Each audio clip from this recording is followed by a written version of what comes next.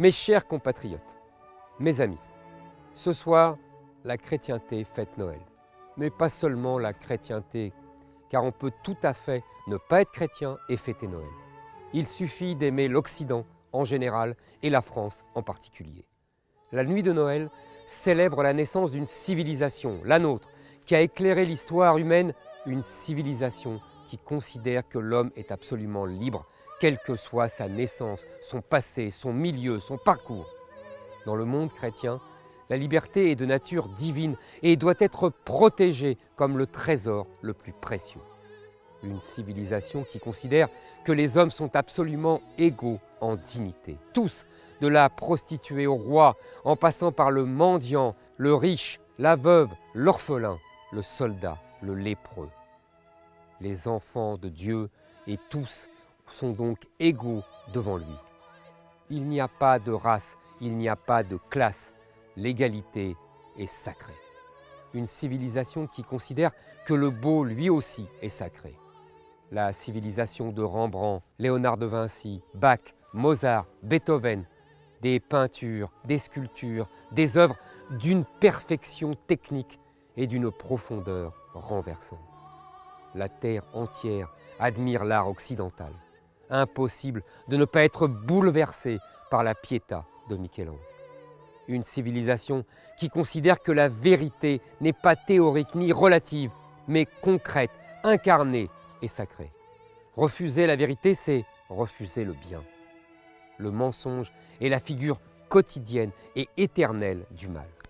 Cet infini respect pour la vérité a permis l'essor colossal de la philosophie et des sciences exactes en Occident. Une civilisation qui considère que le paradis terrestre n'existe pas et n'existera jamais. Une civilisation qui refuse de croire aux utopies, ces projets de société parfaite. Communisme, nazisme, qui ont détruit le XXe siècle et menacent le XXIe sous de nouveaux visages toujours plus inquiétants. Une civilisation qui s'oppose au totalitarisme comme le jour à la nuit. Une civilisation qui considère que la douceur, la tendresse, l'amour sont supérieurs à tous les autres comportements humains. Savoir gagner la guerre, c'est bien, et le monde chrétien ne doit jamais refuser de la faire quand il est attaqué. Il doit vaincre. Mais savoir gagner la paix après la victoire est encore plus fort. C'est à cette idée que nous devons le caractère incomparablement paisible des sociétés occidentales quand elles sont fidèles à elles-mêmes. Une civilisation qui a commis bien des erreurs, des fautes, des crimes, évidemment, car elle est bâtie par les hommes et tous les hommes sont imparfaits, égoïstes, qu'ils soient croyants ou non. Mais une civilisation qui doit être considérée comme la plus évoluée, la plus sophistiquée, la plus créative, la plus tolérante que le monde ait jamais connue. La France doit beaucoup au catholicisme et le monde doit beaucoup au catholicisme français. La longue aventure du catholicisme en France est d'une splendeur sans égale. Saint Irénée de Lyon, Clovis, Saint Louis, Jeanne d'Arc, Thomas d'Aquin, qui enseignent à la Sorbonne, Bossuet, Fénelon, Blaise Pascal, Thérèse de Lisieux, Paul Claudel, tant d'autres. La fille aînée de l'Église a donné tant d'enfants magnifiques. Et nos 86 cathédrales est la plus belle de toutes, dont Victor Hugo a fait un symbole aimé sur les 5 continents. Le général de Gaulle, dans le plus grand secret, se confessait régulièrement. Sa foi a joué un rôle déterminant dans le destin de notre pays.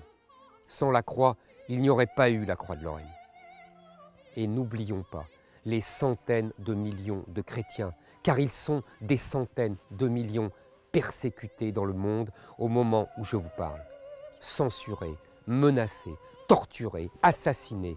Jamais, dans toute sa longue histoire, cette religion n'a été autant martyrisée dans un silence effrayant.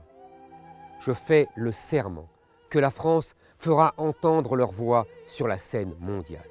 Alors, ce soir, les chrétiens fêtent la naissance de Jésus, mais les autres, tous les autres, en France, peuvent également fêter Noël.